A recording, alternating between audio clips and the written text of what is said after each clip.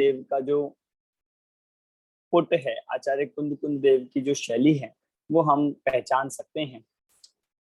और शैली वही होने पर, आचार्य वही होने पर विषय बदल गया है।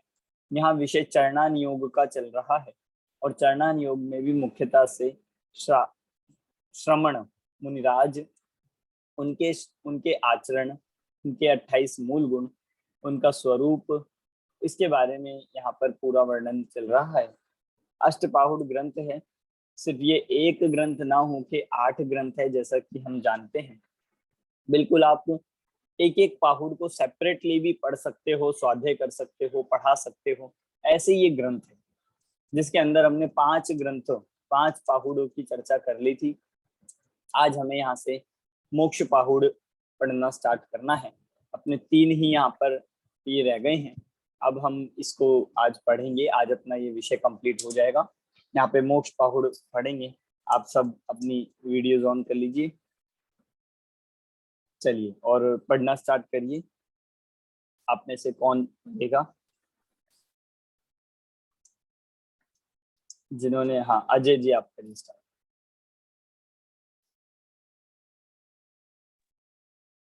मोक्ष पहाड़ 106 गाथाओं के इस पहाड़ में मोक्ष व मोक्ष के कारणों का निरूपण किया गया है। आत्मा की अनंत सुखरूप सर्वोत्कृष्ट दशा ही मोक्ष है। अतः इनमें बहिरात्मा, अंतरात्मा और परमात्मा, आत्मा के ये 3 रूपों का निरूपण किया गया है। बहिरात्मपना हेय, अंतरात्मपना उपादेय और परमात्मपना परम उपादेय है। बहिरात्मा इंद्रियों के द्वारा जिसका मन आत्म स्वरूप से च्युत होकर बाह्य पदार्थों में स्फुरायमान है और जो इंद्रियों और शरीर को आत्मा जानता है वह बहिरात्मा है।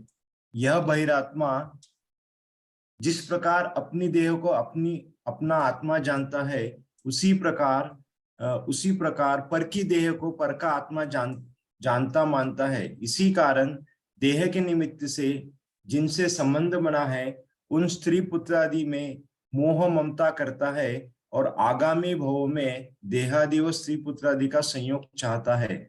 अंतरात्मा जब वह देहादिक से भिन्न आत्मा को ज्ञानानंद स्वभाव जानता है, मानता है एवं अनुभव करता है, तब वह अंतरात्मा कहलाता है। परमात्मा जो द्रव्य कर्म, भाव कर्म, नौ कर्म रूपी कर्म कलंक से रहित, अशरीरी, अतीन्द्रिय, अनिंदित विशुद्धात्मा है, परम पद में स्थित है, परम जिन है, जिनने सब कर्मों को जीत लिया है, जो कल्याणकारी एवं अविनाशी है, सिद्ध है, जिसने अपने स्वरूप की सिद्धि कर निर्वाण पद प्राप्त कर लिया है, वह परमात्मा है। उपर्युक्त तीनों में से बहिरात्मापना छोड़कर अंतरात्मा बनकर परमात्मा का ध्यान करने से ही मोक्ष की प्राप्ति होती है। परमात्मा की प्राप्ति कैसी होती है, इसका विस्तार से वर्णन करते हुए आरंभ से मुनि धर्म और उसके बाद श्रावक धर्म का निरूपण किया है। जो व्यक्ति सचित्त, अचित्त, मिश्र तीनों प्रकार के परद्रव्य में रत है, वह मिथ्या दृष्टि है एवं अष्टकर्मों से बंधता है। विकार रहित, अष्टकर्मों से रहित, अनुपम, ज्ञान शरीरी, अविनाशी, केवल ज्ञान में आत्मा ही स्वद्रव्य है। जो व्यक्ति इस आत्मा में लीन है वह परद्रव्य से परान्मुख है, वह कर्मों को शीघ्र ही नष्ट करता है। अतः जो मोक्ष को चाहते हैं उन्हें निज द्रव्य का ध्यान करना चाहिए, क्योंकि मोक्ष प्राप्ति का एकमात्र उपाय यही है। उक्त उपाय के करने पर जो शुभ भाव होते हैं उनसे स्वर्गाधिक की प्राप्ति होती है। लेकिन मुमुक्षु को उनकी चाह नहीं होती, क्योंकि स्वर्गाधिक की प्राप्ति तो काय क्लेशाधिक तप से भी हो जाती है। स्वर्गाधिक में सुख नहीं अपितु क्षणिक सुखाभास होता है। शाश्वत सुख तो एकमात्र आत्मा के ध्यान से ही होता है। मिथ्यात्व, अज्ञान, पाप पुण्य, क्रोध, मान, माया, लोभ, राग, द्वेष, मोह को मन वचन काया से छोड़कर मौन व्रत धारण कर स्वपर का विचार करने से ध्यान होता है। ध्यान से कर्म का आश्रय रुकता है, आगामी बंध नहीं होता, पूर्व कर्मों की निर्जरा होती है, तब मुक्ति प्राप्त होती है। आत्मानुभूति संपन्न मुनि पंच महाव्रत, पंच समिति, 3 गुप्ती, एवं सम्यक दर्शन ज्ञान चरित्र से युक्त होते हैं। जो देखे वह दर्शन है अथवा तत्व रुचि ही सम्यक दर्शन है। जो जाने वह ज्ञान है अथवा तत्व का ग्रहण ही ज्ञान है। पुण्य पाप का परिहार चारित्र है। इस प्रकार जो मुनि रत्नत्रय से संयुक्त होता हुआ मन वचन काय से 3 कालों में योग धारण करता हुआ शल्य एवं दोषों से रहित होता हुआ अपनी शक्ति के अनुसार तप करता है, वह शुद्धात्मा का ध्यान करता हुआ परम पद को प्राप्त करता है।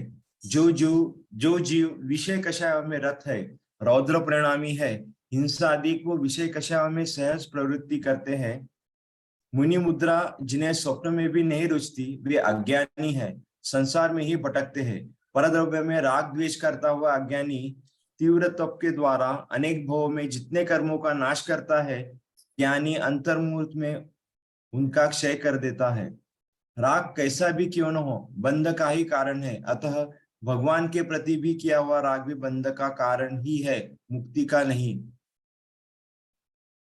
आत्म स्वभाव के विपरीत होने के कारण राग है यही है, बंध का ही कारण है। केवल क्रिया मात्र से या केवल ज्ञान मात्र से या केवल भेष मात्र से सिद्धि नहीं होती, अपितु जब ज्ञान चारित्रमय हो, तप दर्शनमय हो, तभी सिद्धि होती है। आत्मा का जानना, मानना और विषयों में विरक्त होना उत्तरोत्तर दुर्लभ है। अतः सुयोग मिलने पर आहार, आसन, निद्रा को जीतकर दर्शन ज्ञान में आत्मा का ध्यान नित्य करना चाहिए, क्योंकि जब तक परद्रव्य में लेश मात्र भी प्रवृत्ति है, मन इंद्रियों के विषय में प्रवर्तता है, तब तक चारों गतियों में भ्रमण होता है। आत्मा का ध्यान ही इससे मुक्ति का एकमात्र उपाय है। कुछ लोग कहते हैं कि पंचम काल में ध्यान नहीं है। ऐसा कहने वाले वे इंद्रिय सुखों में आसक्त है, सम्यक ज्ञान रहित है, अज्ञानी है, क्योंकि इस पंचम काल में भी धर्म ध्यान कहा है। वे तो मुनि का वेश धारण कर पाप करते हैं, मोक्ष मार्ग को त्याग कर 5 प्रकार के वस्त्रों में आसक्त है, परिग्रहधारी है, याचनाशील है एवं सदोष व्यवहार करते हैं, अतः संसार में ही रहते हैं। वास्तविक मुनि तो वो है जो परिग्रह, मोह, पापारंभ रहित है, निर्ग्रंथ है, 22 प्रकार के परिचयों को सहते हैं, क्रोधादि कषाय को जीतते हैं एवं गृहस्थ के करने योग्य आरंभादि कार्यों में नहीं प्रवर्तते, अपितु आत्मा में आत्मा के लिए ही प्रवर्तते हैं। इस प्रकार जो योगी आत्मा का ध्यान करता है, वह शीघ्र ही पापों को नाश कर मुक्ति को प्राप्त करता है। इस प्रकार मुनि धर्म का वर्णन करने के पश्चात श्रावक धर्म का वर्णन करते हुए आचार्य कहते हैं कि श्रावकों को पहले निरतिचार निश्चल सम्यक्त्व को ग्रहण करके उसका ध्यान करना चाहिए, क्योंकि जो दर्शन से शुद्ध है वही शुद्ध है। अतीत में जो सिद्ध हुए एवं अनागत काल में जो भी सिद्ध होंगे वे सम्यक्त्व के कारण हुए हैं और होंगे। जो हिंसा रहित धर्म, 18 दोष रहित देव, निर्ग्रंथ प्रवचन और गुरु में श्रद्धान करता है, उसे सम्यक्त्व होता है। जो कुत्सित देव, धर्म, गुरु की लज्जा, गौरव या भय से भी वंदना करता है, वह मिथ्या दृष्टि है। संक्षेप में, जो सच्चे देव द्वारा कहे गए धर्म का पालन करता है वह सम्यक दृष्टि है, और जो सच्चे धर्म का पालन नहीं करता वह मिथ्या दृष्टि है।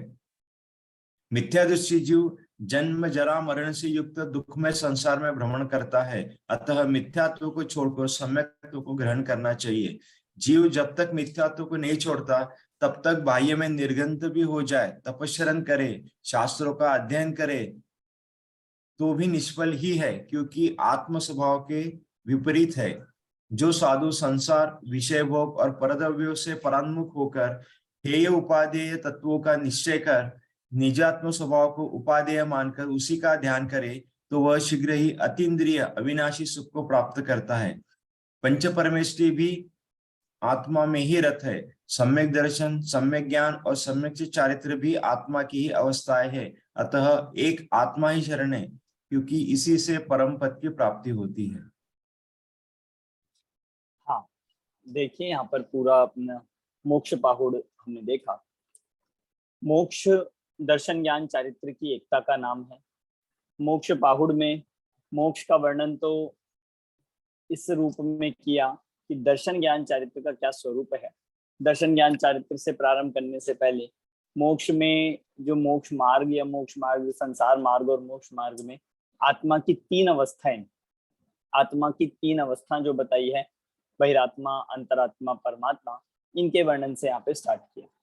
हम पहले भी पढ़ चुके हैं बहिरात्मा किसे कहते हैं, अंतरात्मा किसे कहते हैं, परमात्मा किसे कहते हैं। उसी से यहाँ स्टार्ट किया। जो शरीर और आत्मा को एक मानता है, एक जानता है, इंद्रियों को ही आत्मा जानता है, वह बहिरात्मा का लक्षण है। शरीर को अपना मानता है, शरीर में एकत्व, ममत्व, कर्तृत्व, भोक्तृत्व बुद्धि करता है, वो बहिरात्मा है। और ऐसा बहिरात्मा मिथ्या दृष्टि होता है, वह संसार मार्गी होता है, दुखी होता है। इसके बाद आया अंतरात्मा। जो अंतरात्मा है, जब भेद विज्ञान करता है, जो अपने आत्मा से शरीर को भिन्न जानता है, मानता है, अनुभव करता है, वह अंतरात्मा है। आप देखोगे, जो हम वितरक विज्ञान भाग 1 जो हमने पढ़ा है, उसमें जब ये आत्मा परमात्मा के चैप्टर में तीनों की परिभाषा पढ़ते हैं, तो वो आप देखो यही परिभाषा है बिल्कुल वर्ड टू वर्ड। मतलब जो वहां पे बात ली गई है वो अष्टपाहुड़ ग्रंथ से ली गई है और उसके मोक्ष पाहुड़ से ली गई है। हमें तो लगता है वो तो बहुत छोटी सी बुक है, इसको क्या मतलब, इसको क्या पढ़ना। पर वो बात, हमें वो बुक छोटी सी लग रही हो, पर वो बात कहाँ से ली जा रही है, वो मूल यहाँ मोक्ष पाहुड़ ग्रंथ से ली गई। इसलिए आप देखोगे एक एक जितनी बालबोध है, वितरक विज्ञान है, तत्व ज्ञान है, सब में ये बात है। वो जो जितनी भी एक एक लाइन भी लिखी गई है ना, वो या तो मोक्षमा प्रकाशक से या समय सार से, प्रवचन सार से, कहीं ना कहीं से उद्धृत है। दादा ने जो ये बनाई है, ये सारे ग्रंथों का सार लेकर, कहीं ना कहीं से रेफरेंस लेकर ही ये पुस्तक को लिखा गया है। इस तरह से हमें वो समझना चाहिए। इसके बाद आते हैं परमात्मा। परमात्मा में जो परमात्मा के जो इस संसार से कर्मों से रहित हो गए, द्रव्य कर्म, भाव कर्म, नौ कर्म से रहित होकर जो शुद्ध अशरीरी पद को प्राप्त कर लिया है, वे निकल परमात्मा सिद्ध परमेष्ठी है। और दूसरा भी हमने वहां पे पढ़ा भी था कि जिन्होंने 4 घाती कर्मों का नाश किया है, अरहत अवस्था की प्राप्ति करी है, वे कौन है? वे अरहंत परमात्मा, मतलब सकल परमात्मा उनको कहते हैं। इस तरह ये 3 आत्माओं का वर्णन हुआ। इसके बाद मोक्ष मार्ग के लिए आगे बताते चले, दर्शन ज्ञान चारित्र से यहाँ पर प्रारंभ किया। दर्शन ज्ञान चारित्र में मतलब सबसे पहले तो यहाँ पर मिथ्या दृष्टि और सम्यक दृष्टि का वर्णन किया। जो व्यक्ति सचित, अचित और मिश्र, मतलब पर द्रव्यों को, कैसे भी पर द्रव्य हो, सचित मतलब है जो जीवित पर द्रव्य है, अचित मतलब है जो अजीब पर द्रव्य है, और मिश्र मतलब है जो मिले हुए एक साथ रहने वाले हैं। ऐसे परद्रव्यों को रत है, मतलब ऐसे परद्रव्यों को अपना मानता है, मेरे है, मैं हूं ऐसा मानता है, वह मिथ्या दृष्टि है। समय सार में भी गाथा 19-20 इस तरह की आई हैं कि जो अप्रतिबुद्ध का लक्षण वहां पर बताया, तो वहां ये गाथा ही सचित, अचित और मिश्र परद्रव्य, ये मैं हूं, मेरे है, इस तरह की भावना रखता है, वो मिथ्या दृष्टि है। फिर इसके बाद ये कह रहे, मतलब मिथ्या दृष्टि का ही पूरा ये वर्णन किया, और फिर कहा कि जो ज्ञान शरीरी अविनाशी केवल ज्ञान में आत्मा ही स्वद्रव्य, इसके अलावा सब कुछ क्या है? परद्रव्य। जो हमारे परिवारजन है, ये तो अपने स्वद्रव्य है कि नहीं? ये भी परद्रव्य। देखिए पुद्गल तो परद्रव्य है ही, मेरे जीव की अपेक्षा बाकी जीव भी क्या आ जाएंगे? वो परद्रव्य।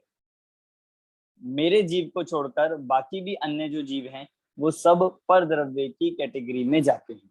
इसलिए यहाँ पर कह रहे हैं जो परद्रव्य से जुड़ा हुआ है वो दुखी है, और जो स्वद्रव्य से जुड़कर परद्रव्य से परान्मुख है, वो कह रहे हैं यही एकमात्र मोक्ष का उपाय है। फिर इसके बाद ये कहा कि भाई उपायों के करने पर शुभ भाव होते हैं, उनसे स्वर्ग आदि की प्राप्ति होती है, लेकिन मुमुक्षु उसकी चाह नहीं रखता। मतलब जो मुमुक्षु जीव है उसको स्वर्ग आदि की प्राप्ति तो बहुत इजीली हो जाती है, बहुत आसानी से हो जाती है। थोड़े से तप करा, थोड़ा सा संयम धारण करा, उससे मोक्ष, उसे स्वर्ग आदि की प्राप्ति बहुत आसानी से हो जाती। परंतु उसकी इच्छा किसकी होती है? कि स्वर्ग की नहीं, मोक्ष प्राप्ति की उसकी इच्छा होती है। स्वर्ग से सुख नहीं होगा, स्वर्ग में जो सुख है वो क्षणिक सुखाभास है, सुख का आभास। मतलब जिसको हम कह सकते हैं कि जो ऐसा सुख है जिसके पीछे दुख छिपा हुआ है, मतलब ऐसा मुखौटा लगा हुआ है, उसके आगे ऐसा चेहरा है कि वो दिख तो रहा है सुख, पर है दुख। मतलब स्वर्ग के लिए तो है ही, पूरे संसार में यही लगेगा। हम जितनी भी संसार की चीजों में, इंद्रिय सुखों में सुख मानते हैं, उनमें आगे से तो सुख लगता है, पर उसके आप पीछे बैकग्राउंड में जाके देखोगे तो क्या निकलता है कि वह सुख सदा ही त्याज्य रे, पश्चात जिसके दुख भरा। इस शाश्वत सुख तो आत्मा के ध्यान से ही होता है। फिर इसके बाद ध्यान के लिए ये बताया कि ध्यान से क्या क्या होता है, कि जब मिथ्यात्व, क्रोध, मान, माया, लोभ, पुण्य, पाप इनको छोड़कर स्वपर का विचार करता है, तब ध्यान होता है।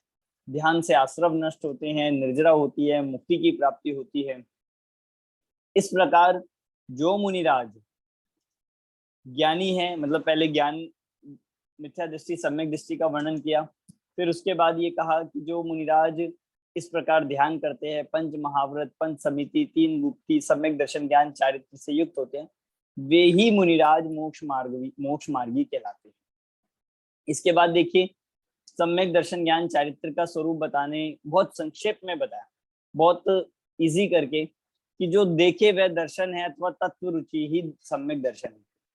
मतलब देखे दर्शन, सामान्य दर्शन उपयोग क्या कहते हैं कि जो सामान्य प्रतिभास हो, पर यहाँ देखना या दर्शन का मतलब है श्रद्धान, तत्व रुचि का नाम दर्शन है। और जो जाने, मतलब तत्वों का ग्रहण करे, वो ज्ञान है। और चारित्र क्या है? पुण्य पाप का परिहार। अब आप सोचो, हमने तो पुण्य को चारित्र माना हुआ है, पर यहाँ गाथा आई है कि पुण्य पाप के परिहार का नाम ही चारित्र है। ये रत्नात्रय है, दर्शन ज्ञान चारित्र। और ऐसे रत्नात्रय से जो सहित होता है, ऐसे रत्नात्रय को पालन करते हुए, मन वचन काया से योग धारण करते हुए, शल्य और दोषों से रहित होता हुआ जो शुद्ध आत्मा का ध्यान करते हैं, वे परम पद को प्राप्त करते हैं। जो जीव, अब इसके उल्टे, जो विषयों में रत है, रौद्र परिणामी है। रौद्र, रौद्र किसे कहते हैं? रौद्र परिणाम बताइए कोई। जो रोना धोना होता है, क्रोध होता है, किसी देखो, के मरने जो पे दुख। जो रोना धोना आता है वो तो आर्त परिणाम, संक्लेश परिणाम। रौद्र परिणाम होता है कि जहां हिंसा, झूठ, चोरी, कुशील आदि पाप आदि करके आनंद मानता है, हर्ष मानता है, वो रौद्र परिणाम है। इस प्रकार ये कह दिया, हिंसा सर वो आदि हिंसा नंदी, चौर्य नंदी, वो सब आएगा। हाँ जी, हाँ जी, ये उसके भेद है कि जो आनंद मानता है। हिंसा आदि विषय का आशा में प्रवर्तते हैं, मुनि मुद्रा जिन्हें स्वप्न में भी नहीं रुचती। मतलब देखो कितनी गहरी बात कही, कि जिनको मुनि मुद्रा, मतलब मुनि होने की भावना ही नहीं है, स्वप्न में भी नहीं सोचते हैं, वे अज्ञानी संसार में भटकते हैं, ऐसा यहाँ पर कहा। और पर द्रव्य में राग करता हुआ अज्ञानी, जितने अज्ञानी कितने भी तप कर ले, उस तप से जितने कर्मों का नाश करता है, ज्ञानी उसको अंतर्मूर्त मात्र में कर देता है। अब देखो, एक एक गाथा को मैं आपको बता सकता हूँ ये कहाँ ली गई है। मतलब ये अष्टपाउड की गाथा है, छड़ाला में पंक्ति आई है, कोटि जन्म तप तपे ज्ञान बिन कर्म झरे थे, ज्ञानी के छिन माई त्रिगुप्ति सहज करे थे। मतलब आप देखो, पूरा छड़ाला भी ये जो लिखी गई है, पूरे जिनागम का निचोड़ है। मतलब अष्टपाहुड़ की एक गाथा है, जगह जगह हमें मिलेगी। जैसे समय सार है, वो तो एक गाथा से दूसरी गाथा जुड़ी हुई है, पर अष्टपाहुड़ में ऐसा नहीं है। अष्टपाहुड़ एक तरह से मुक्तक है। मुक्तक होते हैं जिनमें एक एक गाथा अपना विषय लेके अगली गाथा में अगला विषय। इस तरह से ये जो है हमें पूरे जिनागम में बिखरे हुए सब जगह ऐसे मिल जाएंगे। राग कैसा भी क्यों ना हो, बंध का ही कारण है, अतः भगवान के प्रति भी किया हुआ राग बंध का कारण है, मुक्ति का। बहुत इंपॉर्टेंट बात कही कि राग, हम पहली बात तो राग बंध का कारण ही नहीं लगता, सबको लगता है द्वेष ही बंध का कारण है। बच्चों के प्रति, परिवार के प्रति, शरीर के प्रति ये जो राग है, ये भी बंध का कारण है। और ये ही नहीं, यहाँ तो कह रहे भगवान के प्रति भी राग करेंगे तो वो राग होगा कि नहीं। और भगवान के प्रति भी राग जो है, आप उसके साथ मोक्ष जा सकते हो क्या कि नहीं? राग कैसा भी हो, राग आग दहे सदा ताते समामृत से ये, कि राग कैसा भी हो बंधन का कारण है, फिर चाहे वो भगवान के प्रति क्यों ना हो। इसलिए यहाँ पर ये कह दिया आत्मा के स्वभाव के विपरीत होने के कारण राग है। गंधर्व गौतम भी नहीं जा सके थे ना, क्योंकि उनको राग था महावीर स्वामी भगवान के ऊपर। नहीं, मतलब जब तक राग रहेगा, तो जब तक था कोई भी जीव तब तक वो भी नहीं, वो एग्जैक्ट एग्जाम्पल बनता है ना। मतलब उनका तो इस तरह से क्यों नहीं मिलता, क्योंकि वे तो दीक्षा लेते ही भावलिंगी मुनि हो गए थे, उनका तो सर्व प्रकार का राग मिट गया था। मतलब यहाँ ये कह रहे हैं कि अज्ञानी जीव की अपेक्षा से कहा जा रहा है कि राग अगर किसी का भी हो, थोड़ा सा भी उनके प्रति आसक्ति हो, पर द्रव्यों के प्रति, शरीर के प्रति, भगवान तक के प्रति भी, तो भी ये कह रहे हैं वो राग मुक्ति में बाधक है।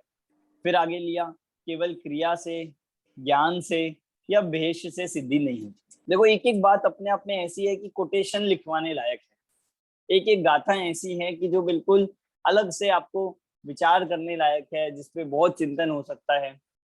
अब ये कहा कि जब दर्शन ज्ञान चारित्र को मुक्ति कहा, तो कोई कहे कि नहीं हम सिर्फ क्रिया से करेंगे तो भी मुक्ति नहीं होगी, कोई कहता है कि नहीं हम सिर्फ ज्ञान से करेंगे तो भी मुक्ति नहीं होगी, केवल भेष बना ले, मुनि का वेश ले लेने से तो हो जाएगी कि मुनि जैसे हैं, हम मुनि दिख रहे हैं, कि तो भी सिद्धि नहीं होगी। अपितु ज्ञान दर्शन चारित्र तप दर्शनमय जब एक साथ मिलाकर होंगे, तब ये कह रहे हैं तब यहाँ पर मोक्ष मार्ग की सिद्धि होती है। फिर आगे दुर्लभता के बारे में बताया, आत्मा का जानना मानना, विषयों से विरक्त होना अत्यंत दुर्लभ है। ऐसा सुयोग मिलने पर आहार आसन निद्रा को जीतकर ज्ञान दर्शन में आत्मा का ध्यान करना। मतलब आप सोचो, आत्मा को जानने की योग्यता मिलना ही बहुत दुर्लभ है। अब योग्यता मिल गई तो वैसे परिणाम आना दुर्लभ। हमारे पास सब योग्यता है, सब निमित्त है, पर परिणाम कम लोगों को आते हैं कि भाई हम आत्मा को जाने, पढ़े लिखे, ध्यान करें। तो कह रहे हैं अगर आपको ऐसे साधन मिल गए हैं तो सर्व प्रकार से आहार को, आलस को, निद्रा को, प्रमाद को जीतकर आपको आत्मा का ध्यान करना चाहिए, क्योंकि हम नहीं जानते कि ये दोबारा अवसर मिलेंगे कि नहीं मिलेंगे। अगर अभी भी आलस में, प्रमाद में, पर द्रव्यों में लगा दिया, पंचेंद्रियों मन में लगा दिया, तो चारों गति में परिभ्रमण करता रहेगा। आत्मा का ध्यान ही इससे मुक्ति का एकमात्र उपाय है। कुछ लोग कहते हैं कि पंचम काल में ध्यान नहीं होता, तो फिर उन्हें कहा कि ऐसा मानने वाले अज्ञानी है, ध्यान होता है। वही लोग कहते हैं जिन्हें ध्यान करना नहीं है, जो इंद्रियों में मस्त रहना चाहते हैं, विषयों में मस्त रहना चाहते हैं, सम्यक ज्ञान से रहित है, वे ही कहते हैं ध्यान नहीं होता। इसलिए इस प्रकार, क्योंकि पंचम काल में धर्म ध्यान होना कहा, और उतना भी हो जाए हमारे लिए पर्याप्त है। मुनि का वेश धारण कर पाप करते हैं, मोक्ष मार्ग को त्याग कर 5 प्रकार के वस्त्रों में आसक्त होकर परिग्रहधारी है, याचनाशील है, सदोष व्यवहार करते हैं, वे संसार में परिभ्रमित है। मतलब यहाँ पर कह दिया अगर मुनि वेश भी धारण करते हैं तो उसको निर्दोष रूप से पालन करना चाहिए। इस प्रकार जो योगी आत्मा का ध्यान करते हुए शीघ्र ही पापों का नाश कर मुक्ति प्राप्त करता है। इस प्रकार मुनि धर्म का वर्णन करने के पश्चात फिर श्रावक धर्म का वर्णन करा। श्रावक धर्म में कहा कि सबसे पहले श्रावक का कर्तव्य क्या है कि सम्यक दर्शन की प्राप्ति करे। आप देखोगे जितने भी श्रावकाचार है, चाहे रत्नगण श्रावकाचार हो, चाहे पुरुषार्थ सिद्धि उपाय हो, सबसे पहले क्या लेते हैं कि पहले लेते हैं सम्यक दर्शन अधिकार। सबसे पहले लेते हैं, पहले में पहला कर्तव्य बताया है सम्यक दर्शन। आपको आश्चर्य नहीं होता क्या कि भाई सम्यक चारित्र का वर्णन करना चाहिए था, आचरण का ग्रंथ है, पहले सम्यक दर्शन को बीच में क्यों ले आते हैं? तो फिर ये बात बताई कि अब इस आगे कीजिए कि अगर सम्यक्त्व रहित जितना भी व्रत पालन करता है, सम्यक्त्व रहित जितनी भी ये आचरण पालन करता है, वो सब कार्यकारी नहीं है। हिंसा रहित धर्म, 18 दोष रहित देव, निर्ग्रंथ गुरु, इनमें श्रद्धान करता है, वो सम्यक होता है। ये सम्यक दर्शन की एक और परिभाषा आ गई कि देव गुरु धर्म में श्रद्धान करना उसका नाम सम्यक दर्शन है। और जो कुदेव कुगुरु कुधर्म की करता है लज्जा से, भय से, डर से, वह मिथ्या दृष्टि है। इस तरह से ये बात कही कि जो सच्चे देवशास्त्र गुरु का पालन करेगा वो सम्यक दृष्टि है, और जो नहीं करता है वो मिथ्या दृष्टि है। जीव जब तक मिथ्यात्व को नहीं छोड़ता, चाहे बाह्य में निर्ग्रंथ भी हो जाए, तपस्या करे, शास्त्रों का अध्ययन करे, मतलब बिना दर्शन के ज्ञान और चारित्र निष्फल है, कोई कार्यकारी नहीं है। ऐसे ही साधु के लिए भी कह दिया, अभी श्रावक के लिए भी कह रहे हैं कि जो संसार विषय भोग पर द्रव्य से परान्मुख होकर हे उपादेय तत्वों का निश्चय कर आत्मा को ही उपादेय मानते हैं, उसी का ध्यान करते हैं, वे ही अतीन्द्रिय सुख को प्राप्त करते हैं। पंच परमेष्ठी भी आत्मा में ही रत है। फिर एक गाथा बहुत फेमस जो गाथा आई कि जितनी भी ये 5 परमेष्ठियों की अवस्थाएं हैं, अरिहंत सिद्धाचार्य पाठक साधु है परमेष्ठिपण, सब आत्मा की अवस्थाएं आत्मा ही है शरण। बहुत फेमस गाथा है कि हम किसको नमस्कार करते हैं? 5 परमेष्ठी को। हम किसकी वंदना करते हैं? 5 परमेष्ठी को। सबकी इसकी पूजा कर रहे हैं 5 परमेष्ठी की। पर ये तो देख लीजिए कि ये 5 परमेष्ठी कौन है? ये 5 परमेष्ठी भी आत्मा है, आत्मा की अवस्था है। आत्मा है इसका मतलब मैं भी आत्मा हूं, तो मैं भी पंच परमेष्ठी बन सकता हूँ कि हाँ, बिल्कुल यही बात कि जो उस आत्मा का ध्यान करता है, जो आत्मा की अवस्था, आत्मा के स्वरूप को जानता है, वे 5 परमेष्ठी बन गए। इसका मतलब हम भी उस आत्मा की शरण लेंगे, मैं भी उस आत्मा की शरण लूंगा, तो मैं भी पंच परमेष्ठी बन जाऊंगा। और हमने पढ़ा भी है बाल बोध में कि 5 परमेष्ठी की शरण में जाने का क्या अर्थ है? बताइए, कौन बताएगा? बाल बोध हम सबने पढ़ी है। पंच परमेष्ठी की शरण में जाने का क्या अर्थ है? बोलते हैं कि नहीं? अरहंते शरणम पवज्जामि, सिद्धे शरणम पवज्जामि, साहू शरणम पवज्जामि। क्या अर्थ है इसका? कि हम अपने नीच आत्मा की शरण में जा रहे हैं। बिल्कुल सही कि अरहंत 5 परमेष्ठी की शरण का अर्थ है उनकी शरण में जाकर अपनी आत्मा की शरण लेना ही उनकी सच्ची शरण लेना है। ध्यान, इसलिए हमें ध्यान रहना चाहिए हमने कितना सब पहले पढ़ा है।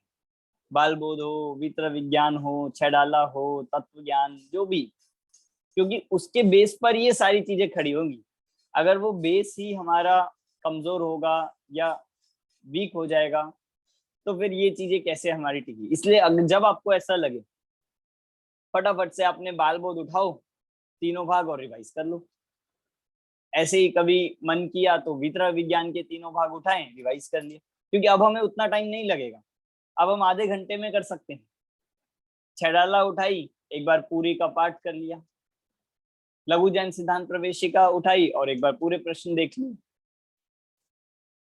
मतलब इस तरह से हमारा जो पूर्व में पढ़ा हुआ विषय है वो भूलेंगे नहीं, वो बना रहेगा और हमारे बेसिक्स स्ट्रॉन्ग रहेंगे। तो फिर हम कोई भी ग्रंथ पढ़ेंगे, कोई भी स्वाध्याय सुनेंगे तो हम उससे जुड़ पाएंगे। एकदम ऐसा सा नहीं लगेगा ये क्या बता रहे हैं, ये तो हमने कभी सुना ही नहीं। बिल्कुल ऐसा ना लगे कि वो बाउंसर सिर से जाए। इसलिए हमें समय समय पर रिवाइज करना जरूरी है। चलिए, इस तरह से ये मोक्ष पाहुड़ हुआ। आगे चलते हैं हम लिंग पाहुड़ पर। कौन आप में से पढ़ेगा? सर मैं पढ़ूंगी। मैं पढ़ती हूँ। पढ़िए मधु जी, आप पढ़िए। चलिए।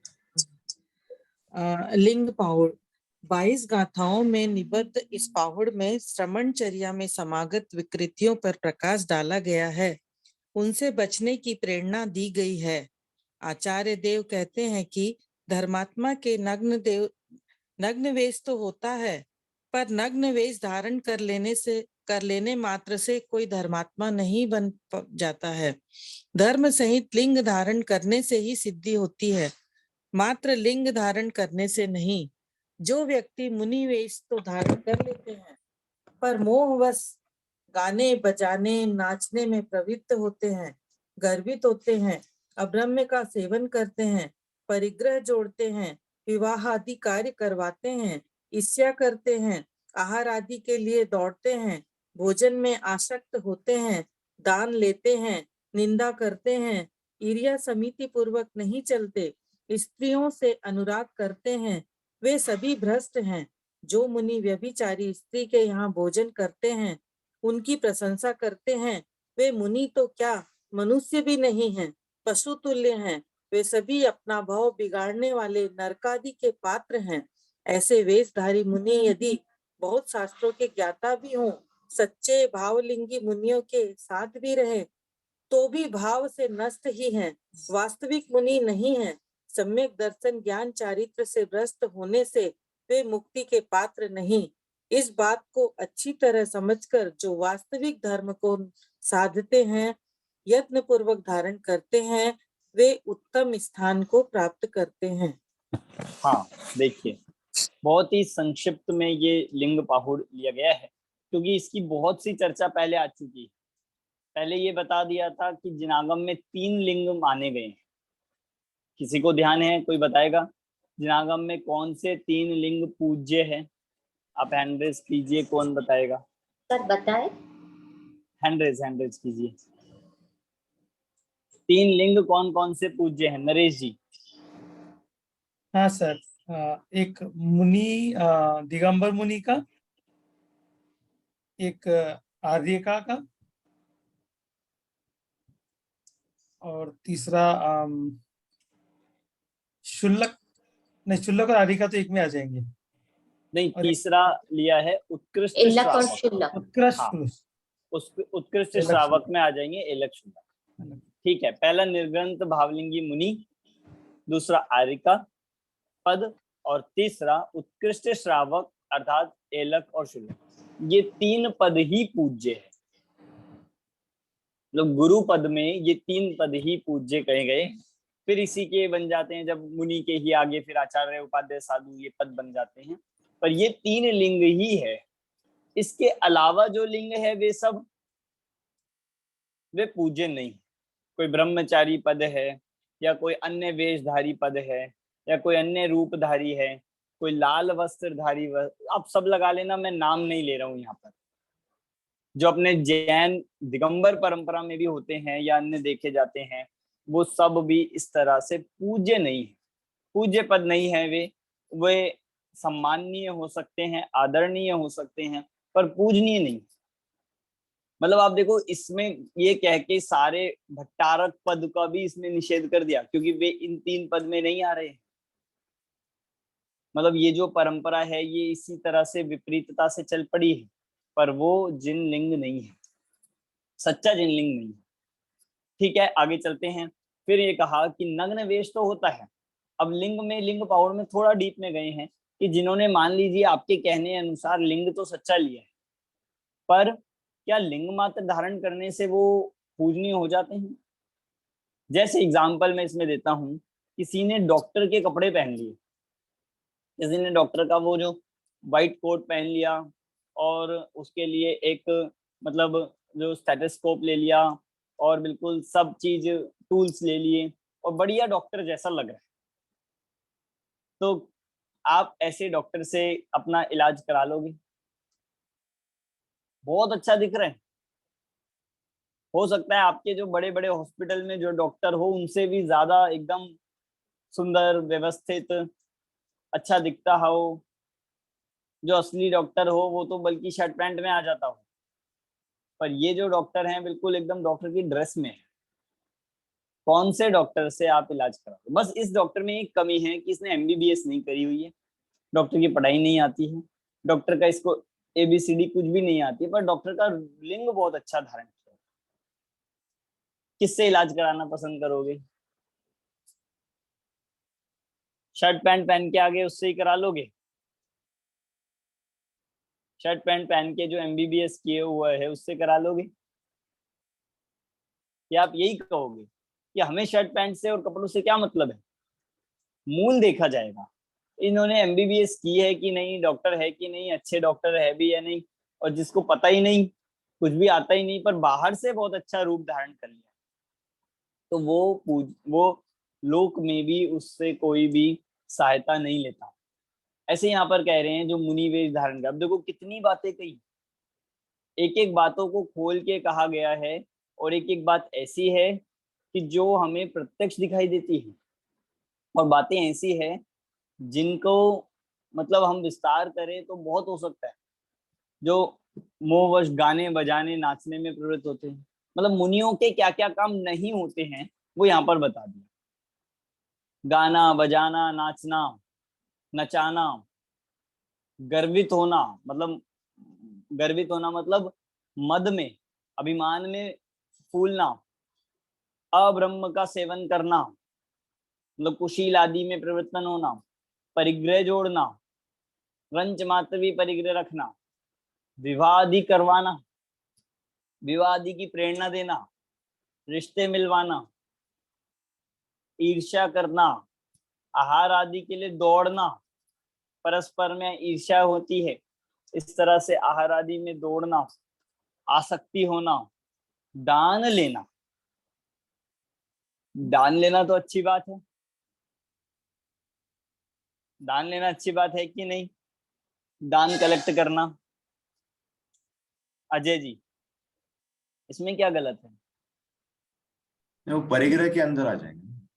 कि देखिए दान लेना ये मुनि का कार्य नहीं है, दान लेना मुनियों का कार्य नहीं है, ना लेना ना देना। श्रावक देते हैं, और लेने वाले कौन? कि लेने वाले जो अपने मंदिर देव मतलब इन ट्रस्ट आदि इन्हीं में दिया जाता है, कि दान आदि जोड़ना, इकट्ठे करना, उसकी योजना बनवाना, ये उनका कार्य नहीं है। निंदा करना, एरिया समिति पूर्वक नहीं चलना, ऊपर मुंह उठाकर चलना, बातें करते हुए चलना, बहुत सारी चीजें आप इसमें लगा सकते हो। स्त्रियों से अनुराग करना, वे सभी भ्रष्ट हैं। और जो व्यभिचारी स्त्री के यहाँ भोजन करते हैं, प्रशंसा करते हैं, तो वो कह रहे हैं वो मुनि तो क्या मनुष्य भी नहीं है, क्योंकि ये तो सामान्य मनुष्य के लिए भी गलत है, पशु तुल्य है। ऐसे को अपना भव बिगाड़ने वाले पात्र हैं। ऐसे वेशधारी मुनि चाहे शास्त्रों के ज्ञाता हो, चाहे बहुत तपस्या भी करते हो, पर सच्चे भावलिंगी मुनियों के साथ भी रहे तो भी वे भ्रष्ट ही है, वास्तविक मुनि नहीं है। इस तरह से अच्छी तरह से वास्तविक धर्म को साधते हैं, जो यत्न पूर्वक साध धारण करते हैं, वे उत्तम स्थान को प्राप्त करते हैं, वे ही मुक्ति की प्राप्ति करते हैं। बहुत ही छोटा सा है और बहुत मार्मिक है लिंग पाहुड़। अगला चलते हैं शील पाहुड़ की तरफ। शशि जी आप पढ़िए। शील पाहुड़ 40 गाथाओं में निबद्ध इस पाहुड़ में शील की महिमा का विशेष वर्णन है। शील स्वभाव को कहते हैं। आत्मा का स्वभाव ज्ञान दर्शनमय चेतना स्वरूप है। यह आत्मा अनादि कर्म के संयोग से विभाव रूप परिणमता है, मिथ्यात्व राग द्वेष रूप परिणाम करता है। यह परिणमन कुशील है। इसका अभाव होने पर सम्यक दर्शन रूप भाव से ज्ञान भी सम्यक होता है, और पद के अनुसार जितने अंश में राग द्वेष घटता है उतने अंश में चारित्र होता है। वह ज्ञान व चारित्र का सम्यक परिणमन भी सुशील है। जीव जब तक विषयों में प्रवृत्ता है तब तक ज्ञान स्वभावी आत्मा को नहीं जानता, अतः विषयों का त्याग ही सुशील है। जब जीव ज्ञान स्वभावी आत्मा को जानकर विषयों से विरक्त हो तभी कर्मों का नाश होता है। ज्ञान स्वभावी आत्मा को न जाने पर विषयों से विरक्त भी हो तो भी कर्मों का नाश नहीं होता, अथवा ज्ञान स्वभावी आत्मा को जाने और विषयों से विरक्त ना हो तो भी कर्मों का नाश नहीं होता। ज्ञान आत्मा का प्रधान गुण है, परंतु वह मिथ्यात्व और विषयों असंयम से मलिन है। अतः ज्ञान को जानकर विषयों से विरक्त होकर ज्ञान की भावना करें, एकाग्रता से ध्यान करें तो कर्मों का नाश होता है एवं अनंत चतुष्टय प्राप्त करके मुक्त होकर शुद्धात्मा होता है। जो बहुत शास्त्रों को जानते हैं पर कुमत और कुशास्त्र की प्रशंसा करते हैं एवं विषयों में ही आसक्त हैं, वे शील और ज्ञान रहित हैं। जो लोक में सब सामग्री से न्यून है परंतु जिनका स्वभाव उत्तम है और जो विषय कषायों में आसक्त नहीं है, वे शील गुण से मंडित हैं और उनका ही जीवन सफल है। जी दया, इंद्रियों का दमन, सत्य, अचौर्य, ब्रह्मचर्य, संतोष, सम्यक दर्शन, ज्ञान तक सभी शील का परिवार है। शील ही विशुद्ध निर्मल तप है। शील ही दर्शन की शुद्धता है। शील ही ज्ञान की शुद्धता है। शील ही विषयों का शत्रु है और शील ही मोक्ष की सीढ़ी है। विशेष सेवन रूपी विष समस्त विषयों में तीव्र सर्वाधिक हानिकारक है, क्योंकि विष की वेदना से नष्ट जीव तो एक जन्म में ही मरता है, परंतु विषय रूपी विष से नष्ट जीव बार बार संसार रूपी वन में भ्रमण करते हैं। इन विषयों को छोड़ने से कुछ भी हानि नहीं है। जैसे तुषों के उड़ाने से मनुष्य का कुछ द्रव्य नहीं जाता है, उसी वैसे ही तपस्वी और शीलवान पुरुष विषयों को हल अर्थात तुष की तरह दूर फेंक देते हैं। विषयों में रम कर स्वयं ने ही कर्मों की गांठ बांधी है, उसको उत्तम पुरुष तप संयम शील के द्वारा छेदते हैं, खोलते हैं। जैसे समुद्र रत्नों से भरा है तो भी जल सहित शोभा पाता है, वैसे ही यह आत्मा तप विनय शील दान आदि रत्नों में शील सहित शोभा पाता है। इस प्रकार अनेक गाथाओं में अनेक उदाहरण देते हुए यही सिद्ध किया है कि शील से निर्वाण की प्राप्ति होती है और कुशील से तीव्र दुखों की प्राप्ति होती है। शील से तीव्र दुख भी समाप्त हो जाते हैं एवं स्वयं समय पाकर सुख की प्राप्ति होती है। लोक में भी शील सहित व्यक्ति की प्रशंसा होती है, अतः शील को ही अंगीकार करना चाहिए, क्योंकि शील के बिना तो ज्ञान भी अज्ञान नाम पाता है और शील सहित सम्यक ज्ञान नाम पाता है, जिससे संसार की निवृत्ति और मोक्ष की प्राप्ति होती है। आगे पढ़ो सर।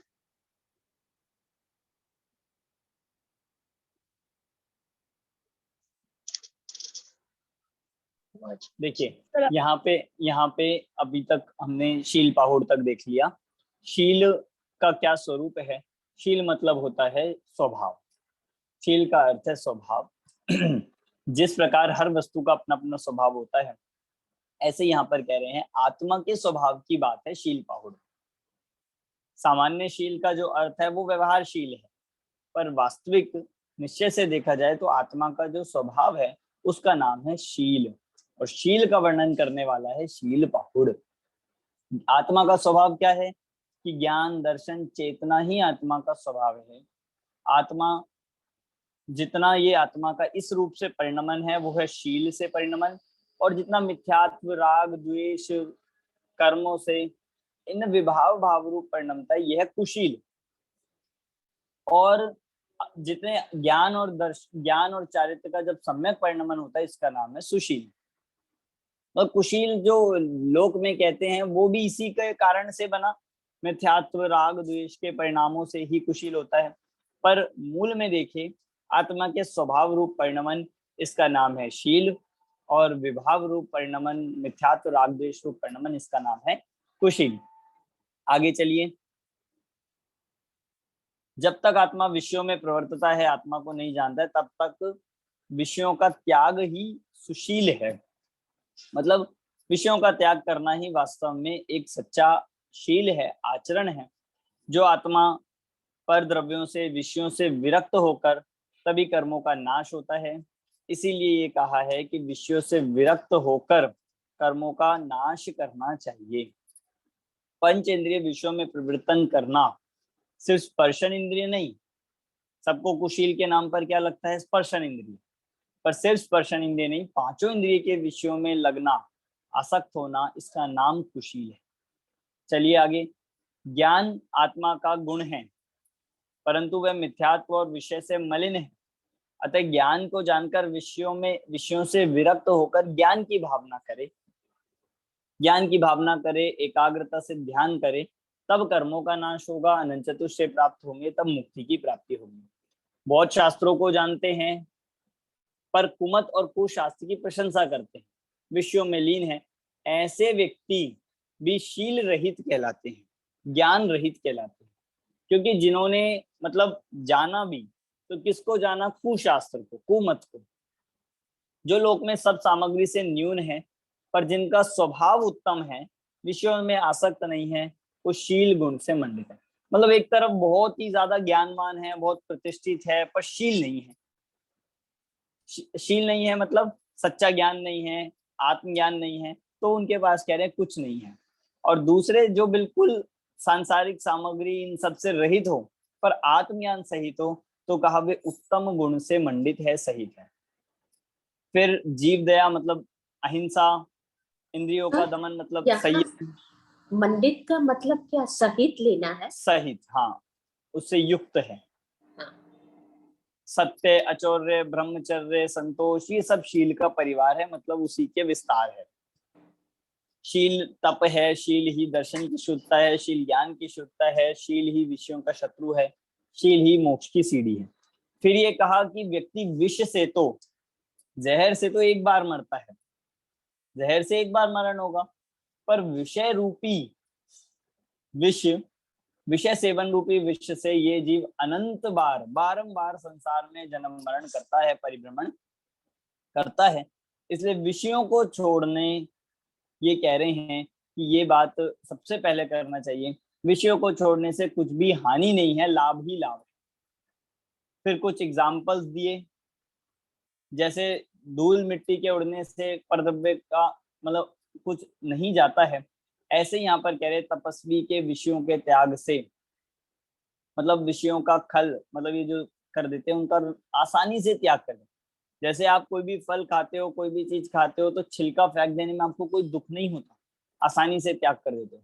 ऐसे ही कह रहे ज्ञानियों के लिए ये जो विषय है ये मतलब छिलके की तरह है, तुष की तरह है, जो वो आसानी से दूर फेंक देते हैं।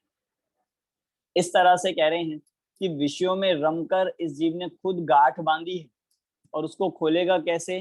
तप संयम शील के द्वारा खोला जा सकता है।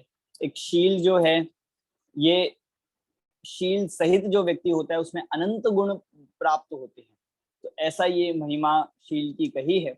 और भी उदाहरण से शील से निर्वाण की प्राप्ति और कुशील से दुखों की प्राप्ति होती है, ऐसा बताया। लोक में भी आप देख लीजिए, आए दिन हम जो खबरें सुनते हैं, जो भी हम देखते हैं, तो वह शीलवान व्यक्ति की ही प्रशंसा है, शील को ही अंगीकार करना चाहिए। और जो कुशील युक्त व्यक्ति होते हैं, जिनका शील अच्छा नहीं होता है, चाहे पुरुष हो चाहे स्त्री हो, वो लोक में भी प्रशंसा को प्राप्त नहीं करते हैं। और फिर यहाँ तो मोक्ष मार्ग की बात है, इसलिए शील को अंगीकार करना चाहिए। शील अर्थात आत्मा के यथार्थ स्वभाव को समझकर ज्ञान दर्शन चारित्र रूप परिणमन करना, वास्तविक शील ये। इस प्रकार ये शील पाहुड़ यहाँ तक हुआ है। इसके बाद अब इस पूरे का समापन कर रहे हैं। कुंजन जी, आप कुछ पूछ रहे हैं?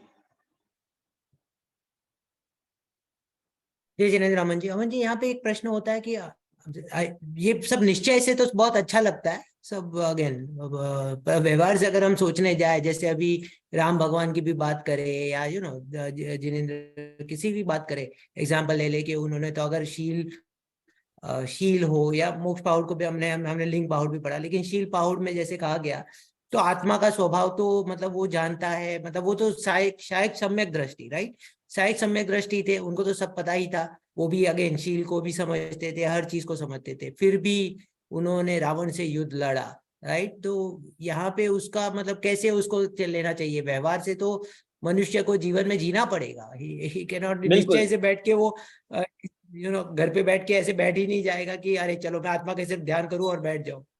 नहीं, देखिए वही बात हमें देखना है कि शील को समझना या आत्मा को समझना, उसका अर्थ सिर्फ ये नहीं है कि घर पे बैठना। हम इसको ऐसा ना ले कि भाई ये चीज सिर्फ इसका मतलब ये हो गया कि घर पे बैठने का नाम ही आत्मा को समझना है। क्या मैं पूछता हूँ, जो रामचंद्र जी का आपने एग्जाम्पल लिया, जब वे वन में थे, जब वो ऐसी परिभ्रमण कर रहे थे, या वो युद्ध आदि भी उन्होंने पूरी वो चल रही थी, तो क्या वे आत्मा को नहीं जानते थे? क्या उनके साथ उनका आत्मा का श्रद्धान नहीं था? क्या जब हम खुद ही उनको शायक सम्यक दृष्टि जान रहे हैं, समझ रहे हैं, फिर चाहे उनके जीवन में कितने भी अप डाउन हो, क्या वो आत्मा एक समय के लिए भी छूटा क्या? कि नहीं छूटा। अब इसके लिए हमें ये बात पता चलती है कि उसके लिए ऐसा नहीं है कि घर पे बैठ जाए, हाथ पे हाथ रख के बैठ जाए, पूरे टाइम ध्यान करते रहे, तब आत्मा का जानना होगा। मतलब ये हमारी प्रैक्टिकल लाइफ से बिल्कुल अलग नहीं है।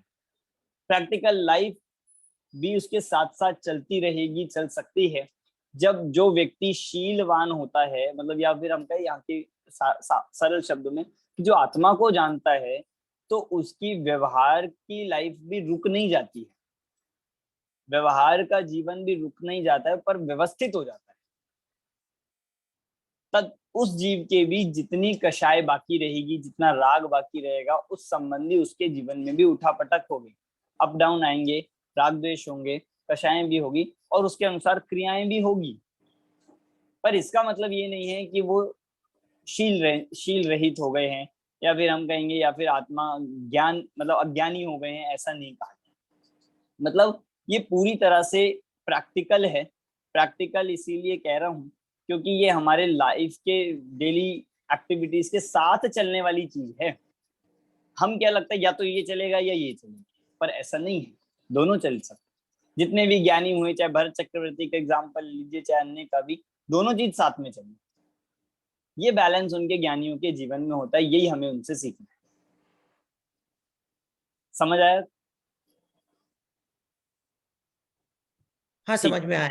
लेकिन अगेन यहाँ पे तो अभी भी यहाँ पे अमुक बहुत चीजों में ऐसा लिखा गया है कि परिग्रह करना भी बुरा है, मतलब वो निश्चय से तो मैं समझ रहा हूँ, लेकिन परिग्रह होना भी एक जरूरी हो ही जाएगा। अगेन आई डोंट अंडरस्टैंड कि सारांश में अगर इसको व्यवहार से नहीं लेंगे तो बहुत डिफिकल्ट है ये। इनका आंसर हम दे दें? हाँ दे दीजिए, आप दे दीजिए। अच्छा, तो ये जो श्रद्धान है, मतलब शील है, वो तो श्रद्धा गुण का पॉजिटिव हुआ, और ये जो हम बोल रहे हैं कि वो चारित्र गुण का दोष हुआ, तो दोनों गुण अलग अलग है। तो पहले श्रद्धा आती है और फिर धीरे धीरे वो फोर्थ गुण स्थानक में आती है। फिर जब भी एक देश चारित्र होता है, तभी श्रावक होता है, वो फिफ्थ गुण स्थानक में आता है। तो धीरे धीरे उनकी चारित्र में पवित्रता, शुद्धता बढ़ती है। तो जैसे जैसे वो बढ़ती है, धीरे धीरे जो ये दोषों है वो नष्ट हो जाते हैं, और फिर वो जीव 6 और 7 गुण स्थानक में आता है, और बाद में उसको ही चारित्रता में और शुद्धता बढ़ती है। तो ये तो इसका मतलब ये हुआ कि चारित्र में, इसका मतलब आप ऐसा कहना चाह रहे हैं कि चारित्र में दोष है, राइट? बट चारित्र में अगर कोई पहले से ही मांस खाएगा और पहले गुण स्थानक में है, तो उसका श्रद्धान कैसे ठीक होगा? नहीं, वो पहले इसका मतलब चारित्र और श्रद्धान साथ में चलते हैं। That's what I am trying to say. पहले गुण स्थानक में श्रद्धान ठीक नहीं है, तभी जीव फर्स्ट गुण स्थानक में है। ऐसा बात नहीं है, लेकिन श्रद्धान के साथ चारित्र भी सुधरना चाहिए। That's what I am trying to say. ज्ञान बट वो शिक्षा रूप से सुधरता है। हाँ देखिए, इसका होता है, निर्विचार नहीं होता है। ऐसे समझिए कि एक तो श्रद्धा, ज्ञान, चारित्र तीनों साथ में ही होते हैं। सबसे पहला सिद्धांत तो ये है। बस इतना जरूर है, ये आप समझिए कि जिस तरह का चारित्र हम देखना चाहते हैं, जिस तरह का चारित्र हमें दिखाई देता है, हो सकता है चौथे गुण स्थान में उतना ना हो, पांचवें में एक देश रूप से हो, और छठवें में पूर्ण रूप से होगा। तो जो आप ये बात कह रहे हो कि ज्ञानी के जीवन में बाकी चीजें जो दिखाई देती है, वो उसके जितना अभी चारित्र प्रकट नहीं हुआ है, जितना अभी राग बाकी है, उसके फल में वो चीजें दिख रही है। जैसे जैसे चारित्र और बढ़ता जाएगा तो वो चीजें भी मिट जाएगी। ज्ञानी के जीवन में जितना दिखाई दे रहा है वो भी अविवेक, और ऐसा नहीं होगा कि जो उसके नहीं हो सकता। जो होगा वो उसकी भूमिका के अनुसार वाला ही होगा। जैसे हम मांस खाने के एग्जाम्पल से कह रहे हैं, तो मांस खाने का जो दृष्टांत है वो ज्ञानी के जीवन में भी वो नहीं दिखेगा। मतलब ऐसा अचारित्र भी नहीं होता, क्योंकि चारित्र की स्टार्टिंग हो गई है, और सम्यक्त्व के भी साथ कंडीशन है कि वो सम्यक दर्शन भी एक कुछ बेसिक चारित्र के साथ ही रहेगा। अगर वो बेसिक चारित्र जिसे अष्टमूल गुण, सप्त व्यसन आदि का गया, अगर वो भी नहीं हो तो वो सम्यक दर्शन भी एग्जिस्ट नहीं करेगा, वो भी नहीं टिकेगा। और पहले गुण स्थान की बात है, उसमें तो ना कोई श्रद्धान का कोई नियम है, ना कोई चारित्र का नियम। पहले गुण स्थान वाले के कुछ भी हो सकता है, सप्त व्यसन में पूरा पारंगत होता ही है। इस तरह से हमें धीरे चारित्र ग्रेजुअली बदलेगा, धीरे धीरे धीरे बदलाव आएगा। जितना जितना वैराग्य बढ़ेगा, संसार से विरक्ति होती जाएगी, उतना उतना वो चीजें छूटती जाएगी। चाहे वो आप देखो, रामचंद्र जी का भी अगर एग्जाम्पल आपने लिया है, तो रामचंद्र जी जब गृहस्थ अवस्था में थे, या तब उनके ये सब चीजें थी, पर जब वो वैराग्य लिए, जब उन्होंने मुनि दीक्षा ली, तो उन्होंने भी ये सब चीजें छोड़ी कि नहीं? छोड़ दी, बिल्कुल पूरी तरह से छोड़ दी, और वे भगवान बन गए। इस तरह से ये बात लगेगी। पुरुषा सिद्धि उपाय में भी बताया है मैं चाहता था कि छठे सातवें गुण स्थान तक ये सब चलेगा ही, और that's what I was trying to highlight here.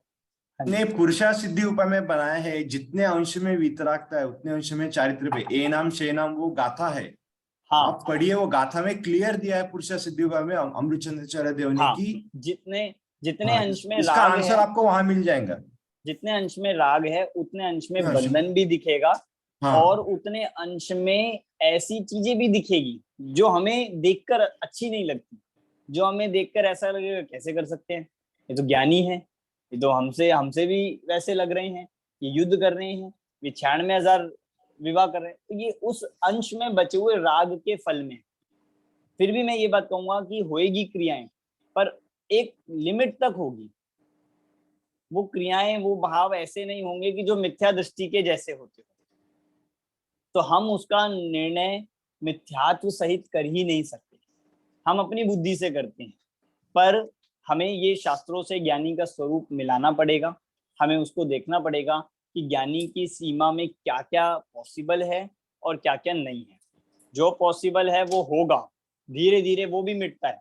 जो होता है उसमें भी उसका अभिप्राय नहीं होता, जो होता है उसमें भी उसके उपादेय बुद्धि नहीं होती, हे भाव रहता है, छोड़ना चाहता है, पर फिर भी होता चला जाता है। तो जब तक उसका रहता है, हाँ खेद रहता है, हाँ। जब तक उसका नियोग है उसे उसको करना पड़ेगा, होगा ही, नियम आदि होते हैं, पर उसके बाद वो भी उसको त्याग करके मुनि बन के वैराग्य ले लेते हैं। एंडिंग यहाँ पर होती है। सम्यक दृष्टि सहज होता है, जो भी आता है सहज रहता है। बिल्कुल ऐसा नहीं कि चौथा गुणस्थान होता है मेरा पांचवा क्यों नहीं हो रहा। बिल्कुल। यहाँ पे एक बात ये भी गिननी चाहिए कि छठे और सातवें मुनि पद लेने के बाद भी कषाय तो होगी ही। That's another thing that we should remember. 8वें हाँ। 9वें 10वें गुण स्थान कषाय तो होगी ही। सो बट जो कषाय होंगी बहुत हाँ, मंद होंगी, देखो, संजलन कषाय होंगी। हाँ एकदम संज्वलन और कषाय होगी, कषाय है, क्योंकि जब छठवां गुण स्थान का है तो वहां पर भी पूरे वीतरागी तो हुए नहीं। बिल्कुल सही बात है, कषाय होंगी, पर वहां पर किस लिमिट तक की कषाय होंगी वो शास्त्रों में बताइए। संजलन कहिए, मंद कषाय, संजलन का भी मंद उदय कहा गया है, उसकी एक सीमा है। अविवेकपूर्ण चाहे जैसा कषाय नहीं हो सकती। जैसे चौथे में भी आप कोई सेम थिंग लगाओ, श्रावक के लिए भी वही बात है। अगर आप श्रावक हो, अगर आप सम्यक दृष्टि श्रावक हो, तो आपके भी कषाय बाकी है, तो उसकी भी एक सीमा है। जैसे कोई सम्यक दृष्टि श्रावक है, वो युद्ध कर सकता है, पर वो मांस नहीं खा सकता, वो शिकार नहीं कर सकता, वो वेश्यागमन नहीं कर सकता, क्योंकि वो उसकी सीमा के बाहर है। ऐसी मुनि में भी, मुनि के जो अनुरूप आचरण कहा, या छठवां सातवां गुण स्थान है, जितनी भी कषायांश बाकी है उसमें कषाय होंगे। मंद क्रोधमान मायालोभ कहा गया है संजलन का, और जितनी 9 कषाय हैं वो बाकी रहेगी, उनका भी मंद उदय, पर उसकी भी एक सीमा है, उससे बाहर वो नहीं जाएंगे। उससे बाहर गए तो फिर वो उनकी फिर ये सारी बातें बताई गई हैं कि वो फिर गुण स्थान गिर जाएगा, या फिर वे मुनि नहीं है, वे भ्रष्ट आदि उनको तो फिर ऐसी श्रावक के लिए भी लगे। अनाचार तो में चला यही हुआ जाएगा। कि संज्वन जिसकी हुई वो सातवें से छठे पे गिरेगा तो उसकी अप्रत्याख्यान में भी चली जाएगी। सो इट्स नॉट जस्ट संज्वलन होगी, और अगर हाँ, उससे भी ज्यादा हुई तो वो फिर से और नीचे गिर जाए। और right. मतलब ऐसा भी हो सकता है डायरेक्ट पहले में आ जाए।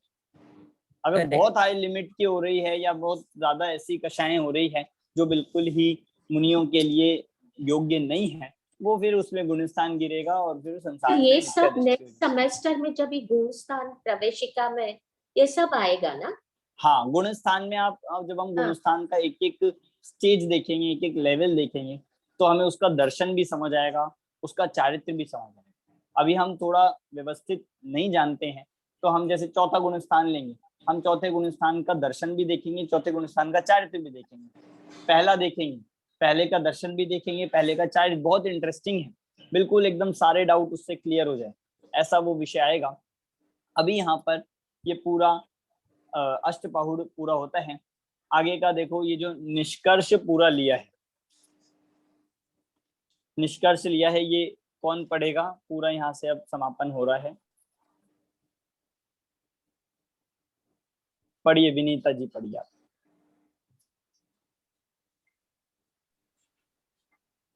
इस प्रकार हम देखते हैं कि जिन अध्यात्म का प्रतिष्ठापक ग्रंथाधिराज समय साथ आचार्य कुंद कुंद की सर्वश्रेष्ठ रचना है, जो विगत 2000 वर्षों से जैन संतों का मार्गदर्शन करती आ रही है।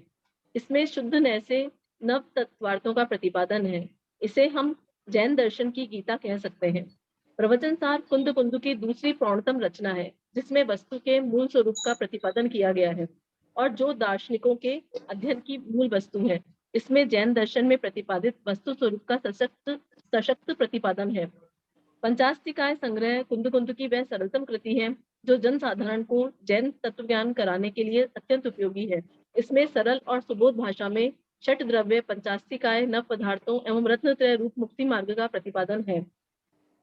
नियमसार कुंद कुंद की वह भावना प्रधान रचना है जिसे उन्होंने स्वयं के प्रतिदिन के स्वाध्याय के लिए, पाठ के लिए बनाया था। यह परमाध्यात्म से सरोबार कृति है। इसकी एक एक गाथा जगत प्रपंचों से हटकर आत्महित में लगने की प्रेरणा देती है। अष्टपाहुड़ आचार्य कुंद कुंद की प्रशासनिक कृति आचार संहिता है। इसमें वे शिथिलाचार के विरुद्ध एकदम कठोर प्रशासक के रूप में उपस्थित हुए हैं। आज भी साधुओं में व्याप्त शिथिलाचार की आलोचना जब भी होती है, तब इसी ग्रंथ की गाथाओं को उद्धृत किया जाता है। इस प्रकार आचार्य कुंद कुंद की कृतियों में सब कुछ समा गया है। इसमें अध्यात्म है, दर्शन है, सिद्धांत है, आचार है, व्यवहार है, सभी कुछ है। हाँ, इस तरह से यहाँ तक ये अपना विषय है। मतलब अष्टपाहुड़ के लिए ये बस पढ़ाना था। प्रशासनिक कृति है। प्रशासनिक मतलब जिसमें आचार्य कुंद कुंद देव का अनुशासन मिलेगा, जिसमें आचार्य कुंद कुंद देव के प्रशासन मिलेगा, जिसमें आचार्य कुंद कुंद देव के रूल्स रेगुलेशन मिलेंगे, जिसमें उनकी कठोरता, मतलब उनका एक प्रशासक के रूप में वे दिखाई देंगे कि वे इस प्रकार की, मतलब जिनागम में, मुनि वेश में या श्रावक में कुछ ऐसी चीजें हैं जो शिथिलाचार हैं, वो रंच मात्र भी बर्दाश्त के योग्य नहीं है।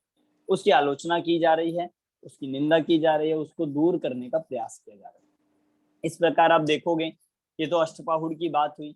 पांचों परमागम की जब हम बात करते हैं तो आचार्य कुंद कुंद देव की कृतियों में सब कुछ आ जाता है। दर्शन, सिद्धांत, आचार, व्यवहार, अध्यात्म, न्याय, चरणानुयोग, ये सब पूरा इसमें आ जाता है। इस प्रकार यहाँ पे अपना ये पूरा प्रकरण समाप्त होता है। बहुत ही अच्छा ग्रंथ है अष्टपाहुड़, हमें स्वाध्याय करने योग्य है। अगर हमें स्वाध्याय का समय नहीं मिल रहा है तो आप दादा के द्वारा, मतलब हुकुमचंद जी, डॉक्टर हुकुमचंद जी भारिल जी द्वारा लिखित आप पद्यानुवाद पढ़िए। जो गाथाओं का पद्यानुवाद है अध्यात्म नवनीत में या अन्य जगह पे, आप उसे पढ़िए, बहुत अच्छा लगेगा। पूरी गाथाएं रिवाइज हो जाएगी। आप एक एक पाहुड़ पढ़ लीजिए, 7-8 दिन में आप पूरा कर सकते हो, और अगर समय हो तो आप एक दिन में भी कर सकते हो, कोई बड़ी बात नहीं है। आप गाथाओं का पाठ करेंगे, आप ऑडियोज भी चला सकते हो, यूट्यूब पर भी आप अपना ऑडियो चला सकते हो, जिससे आप घर में भी रहते हुए उन गाथाओं को सुनकर उनके विषय को गुनगुना सकते, बहुत अच्छा लगेगा। इस तरह से हम इस विषय को समझ सकते हैं। कोई और प्रश्न हो अष्टपाहुड़ गाथा समरी में तो आप पूछ सकते हैं। इसके साथ हमारी दूसरी पुस्तक है सम्मेद शिखर जी, जो हमारी सेल्फ स्टडी में ली गई है। सम्मेद शिखर जी नामक पुस्तक है, छोटी सी पुस्तक है, बहुत पतली सी, आप लोगों के पास पहुंच गई होगी। अगर नहीं मिली हो तो आप पीडीएफ से पढ़ सकते हैं, क्योंकि अब समय बाकी रह नहीं गया है, तो आप उसको पीडीएफ के सहारे पढ़िए, और नहीं तो आप उसको, मतलब वैसे बुक्स है तो पढ़िए। वो सेल्फ स्टडी में ली गई है, उसमें कुछ भी विशेष विषय ऐसा समझने का या कोई कठिन नहीं है। आप पढ़ोगे, एक सिटिंग में आप उसको पूरी बुक को पढ़ सकते हो। उसको आपको पढ़ना है, पेपर के लिए आपको उसे भी तैयार करना है। कॉन्सेप्ट क्लैरिटी 3 में तो आपको अष्टपाहुड़ से ही लिखना है, उससे नहीं लिखना। जो 6 से 8 पेज की समरी लिखनी है, उसमें आपको अष्टपाहुड़ से ही लिखना है, उसमें से नहीं लिखना है। आप उनमें 6-8 पेज में ऐसे डिवीजन कर सकते हो। पहला पेज आप बना दीजिए अष्टपाहुड़ का, मतलब अष्टपाहुड़ ग्रंथ का, उसका परिचय, उसके बारे में थोड़ी जानकारी देके, ये आपका एक पेज हो जाएगा।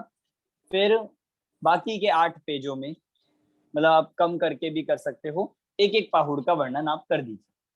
इस तरह से 8 से 9 पेज में आपका ये विषय पूरा हो सकता है। जिसमें थोड़ा कम ज्यादा भी हो, मतलब कोई पाहुड़ बड़ा है तो उसमें आप ज्यादा पेज लेकर कर सकते हो, और जो छोटा है उसमें कम कर सकते हैं। और अगर आपको इस बुक में समरी कम लग रही हो और ज्यादा पढ़ना हो तो आप मूल ग्रंथ को भी रेफर कर सकते हो। इस तरह से आप ये कॉन्सेप्ट क्लैरिटी 3 कर लीजिए। उसको भी ओपन कर दिया गया है, बहुत कुछ लोगों ने सबमिट भी कर दिया है, बाकी लोग भी आप सबमिट कर दीजिए। 15 दिन का लगभग हमारा इसका समय रहेगा। एग्जाम के मतलब आप तब भी कर सकते हो, एग्जाम के दौरान भी ये तब भी चलता रहेगा। हमारे एग्जाम जो रहेंगे वो 7 जुलाई से रहेंगे, मतलब लगभग तब रहेंगे। उसकी डेट आई थी, अजय जी उसकी डेट आई थी ना शायद हमें। जी हाँ सर, 7, 14 और 21 आई थी। हाँ 7, 14 और 21। तो अभी हमें एक वीक और मिलेगा क्लास का, 1 जुलाई को है सैटरडे, तो उसमें हम रिवीजन कर लेंगे। और जो आपके डाउट्स हो वो आप अपना देख के रखिएगा। कोई भी डाउट पूरे विषय से हो आप पूछ सकते हैं। और सभी से एक रिक्वेस्ट तो है, आप सब एग्जाम जरूर दें, कोई भी छोड़े नहीं, क्योंकि बहुत मुश्किलों से हम यहाँ तक पहुंचे हैं और हम बहुत मतलब सेलेक्टेड हैं। हमने इतना बड़ा है तो हम इसको एग्जाम देकर कंटिन्यू करें। कोई मार्क्स वार्क्स का कोई रूल नहीं है, कोई ऐसा भी नहीं है, कोई स्ट्रिक्टनेस नहीं है, कोई बाउंडेशन नहीं है, पर हम एग्जाम देकर थोड़ा सा समय निकालकर इसकी जो मतलब एक फॉर्मेलिटी है वो भी पूरी करें और अपना अध्ययन तो कंटिन्यू रखे ही। इस बहाने हमारा एग्जाम के लिए हमारी पढ़ाई भी हो जाती है और हमें एक थोड़ी सीरियसनेस आती है, जिससे हम अगले विषय की तरफ भी बढ़े। और साथ साथ आपको लगता है कि हम ठीक से नहीं पढ़ पाए तो आप स्वाध्याय करते रहिए और रेफरेंस लेते रहिए। जो प्रश्न हो वो आप मुझसे पूछ सकते हैं। इस प्रकार हम चलते रहेंगे। अगला भी अपना सेमेस्टर अब फिर उसके बाद अपना मतलब शुरू होगा, अगस्त से शुरू हो जाएगा, जुलाई में एग्जाम चलेंगे। तब तक आप इसको पढ़िए। कोई डाउट हो सर अभी सर पूछ सकते हैं। एलसीपीए का एक और देना है ना, एलसीपीए। मतलब 3 तो कॉन्सेप्ट क्लैरिटी है और एक एलसीपीए है। हाँ, तो वो सर फिर से डाल दीजिए ना वो। हाँ वो मैं फिर से डाल दूँ। और उसका भी ओपन हो गया है? हाँ उसका भी ओपन हो गया। ओके सर एक ये बुक नहीं आई है, उस तो हमें क्या फोटोस्टेट करके देना है एग्जाम? कौन से वाली नहीं आई है? सर ये आचार्य कुंद कुंद वाली टीकाकार। एक बार आप ऑर्डर करके देख लीजिए। सर दोबारा शायद से ये order करना स्टॉक में है? नहीं है, मैंने ऑर्डर की थी सर, ये शायद स्टॉक में नहीं है, बाकी बुक्स आ गई, ये नहीं आई। अच्छा, तो स्टॉक में नहीं होंगी शायद। शायद ना। तो पीडीएफ का सहारा ले सकते हैं और बाकी आप फोटोकॉपी भी करा सकते हैं। ज्यादा पेजेस नहीं है हमारे पास, अपने पास हमेशा के लिए रखने के लिए आप फोटोकॉपी भी। सर एक वो जो 200 रुपीज वाला एक मैसेज आया था, लिंक में डालना था कुछ शायद सर्टिफिकेट के लिए, वो मैं उस समय तो नहीं डाल पाई थी, तो क्या अभी कर सकते हैं क्या उसको? एक मैसेज आया था कि कोई सर्टिफिकेट लेना हो तो आप उसमें 200 रुपीज पे मैं कीजिए। चेक कर लेता हूँ। वो हाँ बैंगलोर यूनिवर्सिटी से परमागम ऑनर्स की डिग्री है। मैं एक बार फिर से चेक करके बता देता हूँ उसको कि वो हाँ, वैलिड मतलब है कि नहीं है। मेनली तो वो उनके लिए कहा है कि जो बैचेस लास्ट के सेमेस्टर पे चल रहे हैं, अच्छा ठीक है। उनके लिए मेन है कि भाई जिनका कंप्लीट होने वाला या हो गया है और उनको अपना इसका कंप्लीशन का सर्टिफिकेट बैंगलोर जैन यूनिवर्सिटी से सर्टिफाइड वाला लेना है, तो वो उसके लिए 200 रुपीज का किया है। बाकी एक बार नरेश जी, अजय जी आप देख लीजिए कि बाकी स्टूडेंट्स भी उसमें अप्लाई कर सकते हैं क्या अभी, जिससे आगे सर उनको मिल जाए। एक क्वेश्चन भी था सर, वो जो जिस दिन मैं आपसे उसकी बात कर रही थी ना, दूध से कैल्शियम वाली बात, उस समय बच्चे साथ में थे, तो हाँ जी। बच्चों ने मुझे एक चीज बोली अच्छी लगी लॉजिकली, वो मैं आपसे क्लियर करना चाहती हूँ। उन्होंने मुझे बोला कि मम्मी अगर गाड़ी में पेट्रोल नहीं डालेंगे तब तो गारंटी है कि वो नहीं चलेगी, डालने हाँ के बाद चले ना चले वो तो एक पॉसिबिलिटी है, लेकिन नहीं हाँ डालने पे तो नहीं चलेगी। दूध नहीं पियेंगे तो पक्का ये कैल्शियम नहीं मिलेगा, पीने के बाद मिले ना मिले वो अलग बात है। तो ये चीज मुझे उनकी सही लगा तर्क, तो मैं आपसे इसको क्लियर करना चाहती हूँ, उनको मैं क्या जवाब दूँ इस बात का? हाँ, नहीं बात बिल्कुल सही है, क्योंकि हमने जो 5 कारण कहे हैं, जैसे हमने मतलब स्वभाव, कालब्धि, होनहार, पुरुषार्थ और निमित्त भी, और 5 कारणों की उसमें अनिवार्य उपस्थिति कही गई है। 5 कारण उसमें चाहिए तभी कार्य होगा, पर हम बात यही कर रहे थे कि हम उसको बिल्कुल कारण का मतलब आरोप नहीं दे सकते। हम ये कहेंगे कि हाँ भाई इससे होगा, इससे हो सकता है, इसकी संभावनाएं हैं, इसके बिना नहीं होगा, पर इससे कार्य हो ही जाएगा, इसको कहते हैं नियम।